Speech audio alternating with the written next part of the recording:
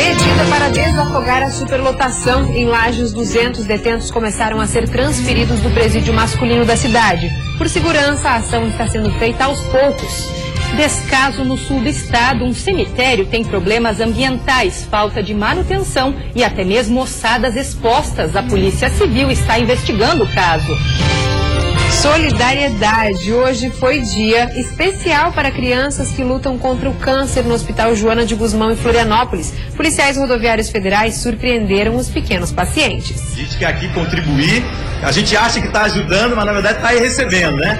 Norte para Avaí e Joinville hoje à noite na ressacada. No histórico dos confrontos entre os dois, vantagem para o time do norte do estado. O Band Cidade desta quarta-feira já está no ar.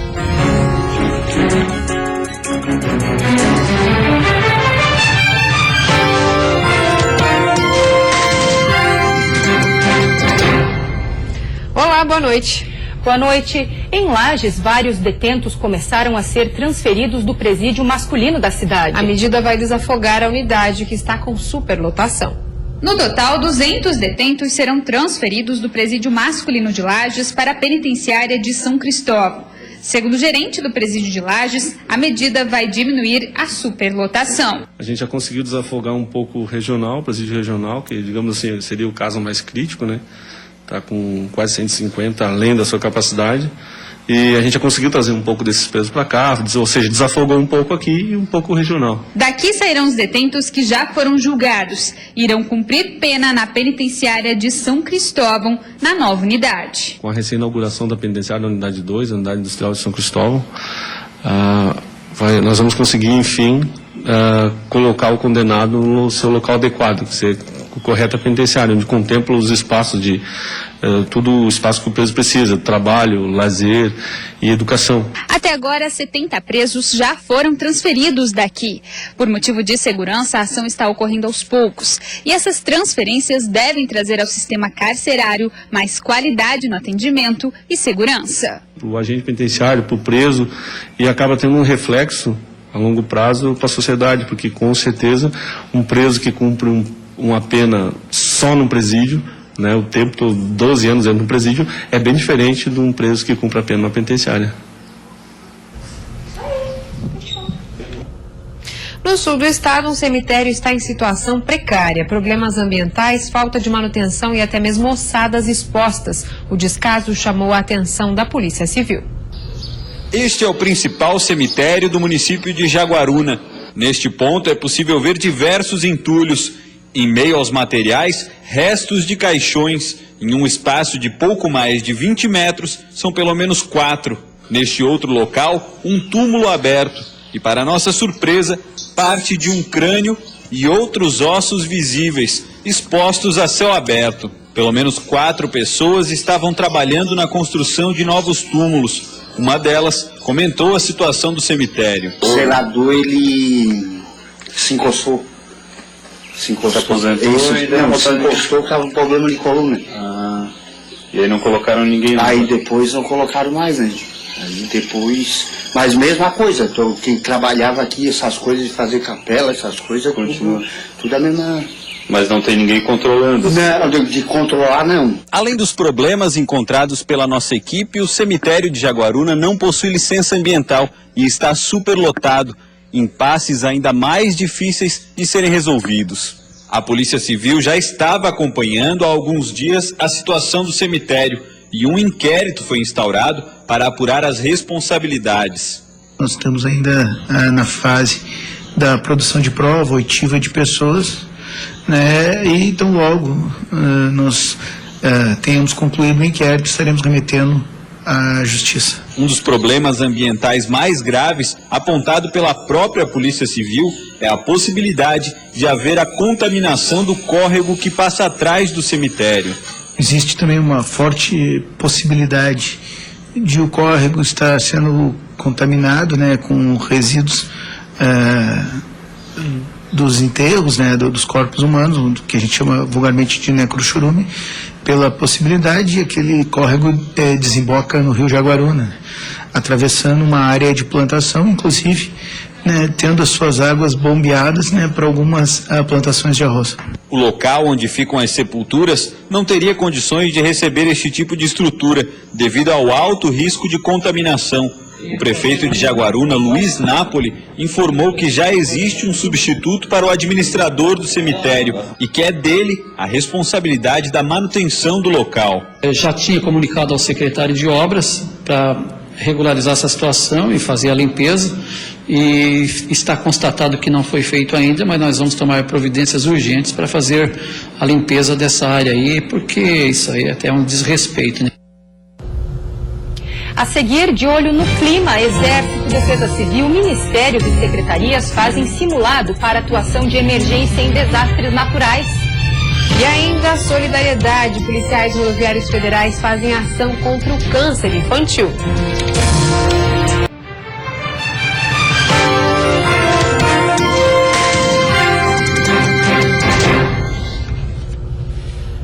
Florianópolis realiza até sexta-feira um simulado nacional de gerenciamento de desastres. A ação é inédita no país e une Exército, Defesa Civil, Ministérios e secretarias.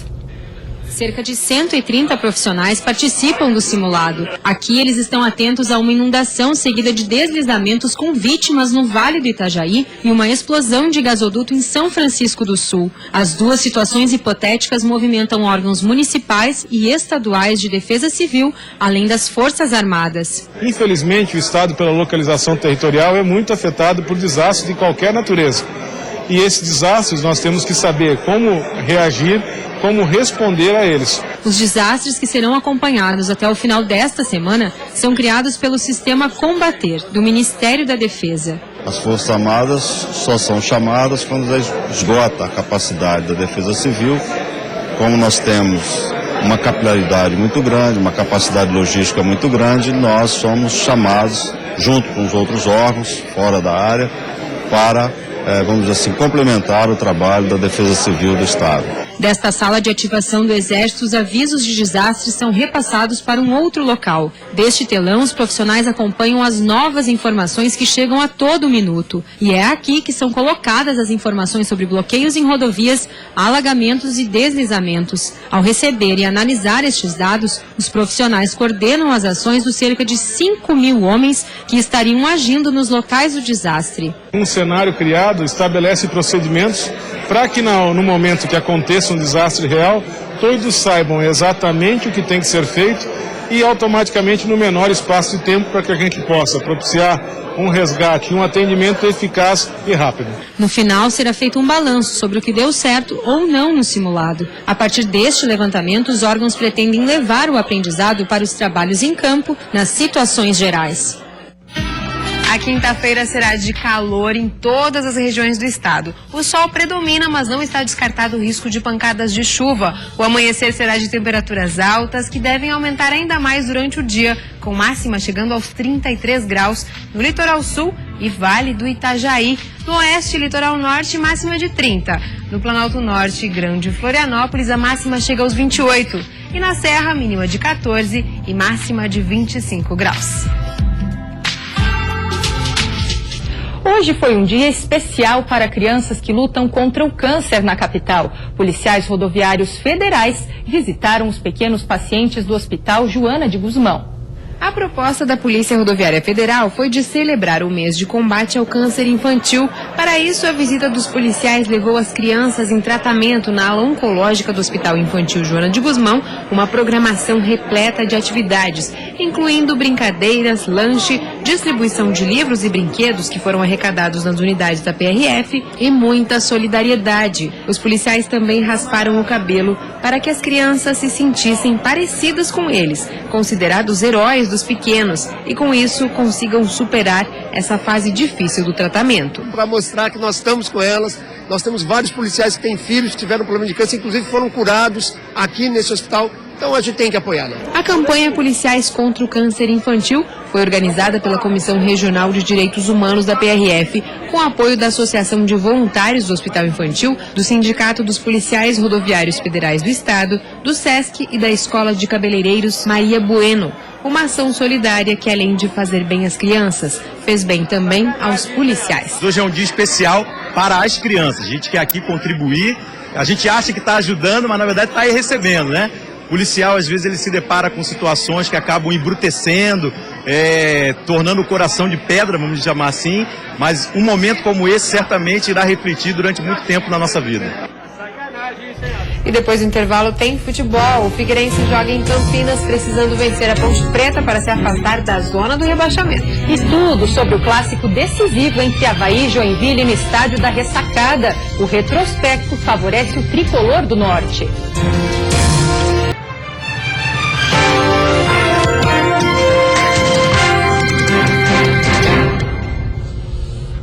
Futebol, um clássico de vida ou morte para Avaí e Joinville hoje à noite às 9 horas no estádio da Ressacada. No histórico dos confrontos entre os dois, vantagem para o time do norte do estado.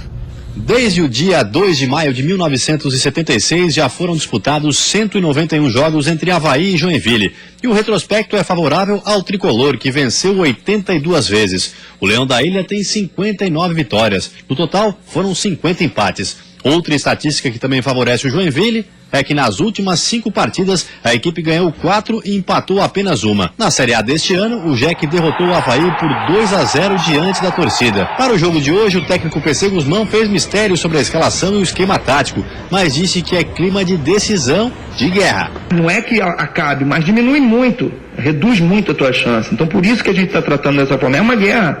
E clássico é sempre guerra, não tem jeito. Pode ser, aqui na minha estreia foi uma guerra contra o Avaí, lá vai ser outra guerra. No Avaí a situação não é diferente. Todos sabem que uma derrota pode representar uma queda ladeira abaixo. O novo técnico Raul Cabral não revelou a escalação da equipe, mas disse que quer um time com mais posse de bola. Eu tenho uma ideia de jogo um pouco mais, vamos dizer assim, valorizar um pouquinho mais a bola, né? A gente jogava muito em transição. Eu acho que a transição, que é uma palavra que tem sido falado muito, transição ofensiva para equipes do porte como o Avaí e o Joinville, são muito utilizadas. Eu creio que a gente tem que utilizar também, mas a gente tem que valorizar um pouco mais a bola quando a gente tiver que jogar. Também às 9 horas, o Figueirense enfrenta a Ponte Preta em Campinas, precisando da vitória para se afastar da zona do rebaixamento. Sem olhar para a tabela e pensando só no próprio nariz. Essa é a filosofia do técnico Hudson Coutinho para o jogo complicado que o Figueira tem na noite de hoje. Toda rodada que nós podemos afirmar alguma coisa, né? Mas é evidente que o mais importante é nós vencermos. Só dependemos da gente. E se nós vencermos, realmente a gente dá um passo grande para se afastar da zona de rebaixamento. Esse é o discurso, mas com certeza o grupo e os torcedores alvinegros estão de olho nos confrontos que envolvem os times que brigam na parte de baixo da tabela. Dudu e Iago voltam de suspensão e tem vaga garantida na equipe titular. Se o Figueirense quer ficar paradinho na posição de 15º colocado, Iago vai se mexer muito para que isso aconteça. Um pouco mais de movimentação, porque o Iago é um atleta que é muito dinâmico e não guarda posição. Isso é um aspecto que a gente pede que principalmente os meias eles não guardem posição. Então é uma movimentação muito grande com o Iago. E com a ausência de João Vitor pelo 3º cartão amarelo, Denner e Paulo Roberto disputam uma vaga no time. A tendência é que Paulo Roberto esteja entre os 11, já que finalmente está 100% e não vai atrapalhar de jeito nenhum. A Chapecoense joga amanhã contra o Internacional, mas se depender da torcida é mais uma vitória do Verdão na Arena Condá. No treino da Chapecoense teve até público, isso porque alunos de uma escola que fica próxima ao centro de treinamentos foram ver de perto os atletas. Já em campo, quem não poupou esforços foi o goleiro Nivaldo. Após um acidente doméstico, Danilo levou pontos no joelho e está fora do jogo contra o Internacional. E Nivaldo vai ter mais uma oportunidade de defender a equipe verde e branca. Mais um jogo difícil, né? Onde a gente, pela matemática, ainda precisa aí de 1 ou 2 pontos, que seria importante. E um jogo complicado. O jogo com o Inter sempre foi difícil, tirando O ano passado, onde a gente venceu por 5-0, mas futebol tudo pode acontecer, né? Então isso fica por parte do torcedor.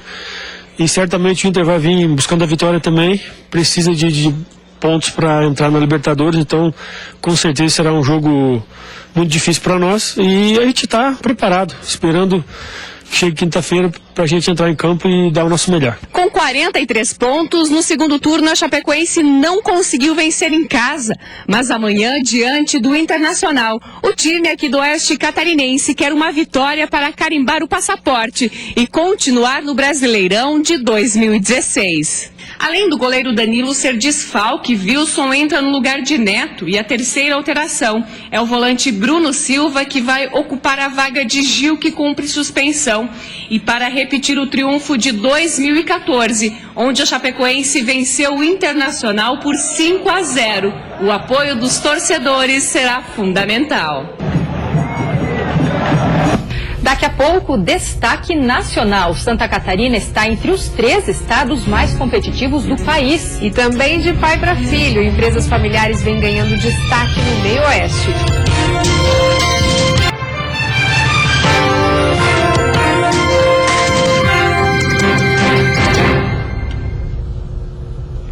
Santa Catarina subiu no ranking geral de competitividade dos estados brasileiros e agora ocupa lugar de destaque com a terceira melhor colocação do país. Com nota 77,8, o estado foi considerado o primeiro colocado em sustentabilidade social, terceiro em segurança pública, capital humano e inovação, quarto em infraestrutura, educação e eficiência da máquina pública e quinto em solidez fiscal. A pesquisa foi feita por uma consultoria inglesa em parceria com o Centro de Liderança Pública. A análise observou 64 indicadores divididos em 10 categorias, que variaram de 0 a 100. São Paulo ficou na primeira colocação, seguido pelo Paraná. Em 2011, Santa Catarina ocupava a 7ª posição e agora chegou ao 3º lugar. Indicadores importantes que vão permitir a gente avaliar exatamente tudo que nós já conseguimos fazer e o que ainda precisamos fazer para que a gente continue melhorando. Mas são dados importantes, alguns nos chamam a atenção, nos dão orientação nova, é um trabalho bem feito por profissionais do mais alto nível e nós recebemos isso como uma contribuição. E não deixa de ser uma oportunidade para dar os parabéns aos catarinenses, né? Os líderes estaduais se reuniram em um debate sobre o ajuste fiscal e a competitividade dos estados. O governador Raimundo Colombo destacou a geração de empregos em Santa Catarina, que foi destaque nacional em 2014, e a manutenção das contas em dia como fatores para o momento econômico estável que vive o estado. A região do meio-oeste conta com várias empresas de origem familiar que passaram os negócios de pai para filhos. Uma transição necessária, mas que precisa ser bem coordenada para manter o bom desempenho da produção. O tijolo é a matéria-prima fundamental para uma boa construção. E foi esse material o alicerce para que a loja que surgiu na década de 70 se transformasse na rede comandada por Jocely. Herança do pai, hoje a empresa é especializada em materiais de construção e acabamentos, tendo filiais em 6 cidades de Santa Catarina. O grupo também está expandindo os serviços de empreiteira no Mato Grosso. Meu pai sempre foi trabalhador, eu e meus irmãos trabalhamos, não medimos horas e esforços, montar uma equipe boa, de confiança e ser um pouco arrojado, né? Ser um pouco arrojado, não pensar em crise e sim criar alternativas. Se não dá de uma maneira, tem que dar da outra, né? Sim, eu acho que funciona, mas o trabalho é fundamental para o sucesso de alguém. Apesar do bom exemplo, a transição de uma geração para outra nos negócios nem sempre é garantia de sucesso. De um lado pode estar uma gestão conservadora e do outro todo o avanço tecnológico e a mudança de pensamento comum nessa nova era em que vivemos. Jaime é administrador e ministrará hoje em Joaçaba, no Teatro Alfredo Sigval, uma palestra-show sobre o tema. Para ele, apesar de natural em empresas familiares, a sucessão pode gerar desgastes. Essa transição que tu pergunta, ela é bem complexa nos dias de hoje. Porque os conceitos e os paradigmas dos mais antigos, dos quais eu me incluo, de ser um baby boomer acima de 50 anos, fica difícil na nossa cabeça entender esses processos novos. Então nós passamos algumas coisas para os mais novos assumirem, mas a gente não quer perder o controle, porque o nosso controle é um controle ainda ditatorial, meio militarista, de cima para baixo, tem que enxergar aquela velha expressão, o olho do dono que engorda o boi, aquelas coisas todas. Por isso a ideia na palestra é mostrar de forma leve e dinâmica as evoluções ocorridas, apostando na adaptação. Com todo um enredo, então vai vir para o palco um cantor vestido da época, vai cantar uma música da época, enquanto que a palestra segue mostrando cada passo dessas gerações e as músicas fazem o show, fazem a diferença até chegar nos dias de hoje. Os antigos sabem criticar os mais novos, mas não sabem compreender. E tentam dar conselhos da forma deles entenderem para quem nasceu dentro de um computador. Os mais jovens não conseguem compreender isso. Lideranças da região oeste se reuniram hoje para debater o plano de concessão das rodovias. Os empresários não concordam com o traçado para escoar a produção até o porto de Paranaguá. Se for colocado em prática o traçado previsto no projeto da Agência Nacional de Transportes Terrestres, as agroindústrias e a economia do estado terão grandes prejuízos. Por isso, lideranças empresariais de Chapecó não concordam com a rota descrita, que deverá passar por 19 municípios, saindo de Chapecó, seguindo pelas BRs 153 e 476 até Lapa, no Paraná. A empresa vencedora da licitação deverá fazer a duplicação, conservação e manutenção das rodovias. Em contrapartida, poderá ter o retorno do investimento ao longo de 30 anos, com a cobrança de pedágio. Ao todo, serão 6 praças. Empresários e lideranças do agronegócio do oeste catarinense não concordam com o traçado e o valor do pedágio. Por isso, já foi enviado ao governo federal um documento pedindo que o projeto seja reavaliado. E o que está sendo visto nesse momento pela NTT é uma intenção de ir pelo mais barato, pelo mais cômodo e simplesmente trabalhar com filé mignon. Nós temos a intenção de que a 282 não seja exclusivamente duplicada nesse trecho a partir de Chapecó. Nós temos que pensar no extremo oeste, Dionísio Cerqueira, toda a grande região e irmos em direção ao Porto de Itajaí, irmos em direção ao litoral catarinense. Esse é o nosso estado de Santa Catarina. Infelizmente não é isso que a gente está vendo. Estão previstos na privatização 460 quilômetros de rodovias, de acordo com o projeto apresentado pela ANTT. Os valores do pedágio serão de R$ 5,60 até R$ 14,20. Segundo o presidente do Centro Empresarial de Chapecó, as rodovias precisam ser revitalizadas sem a privatização. São Miguel do Oeste até Chapecó realmente é uma rodovia que ela está praticamente abandonada, ela está muito perigosa e infelizmente muitas vidas irão se perder até não tomar uma decisão de uma duplicação, de uma melhoria nesses trechos da BR-282. O Oeste é o principal produtor e exportador de carne suína e de frango do estado. Toda a produção é escoada através de caminhões pela BR-282, mas a rodovia já enfrenta sérios problemas devido ao excesso de peso e o grande volume de veículos que trafegam pela rodovia diariamente. E antes de encerrarmos, vamos ver como está o trânsito ao vivo aqui na capital. Você vê imagens das pontes que fazem a ligação entre a ilha e o continente. Trânsito tranquilo, fluindo bem em ambos os sentidos. Na Grande Florianópolis faz 27 graus nesse momento. Você fica agora com o Jornal da Band. Uma ótima noite para você. Lembrando que logo mais às 10h15 da noite a Band transmite ao vivo o Miss Brasil. Boa noite para você. Até amanhã.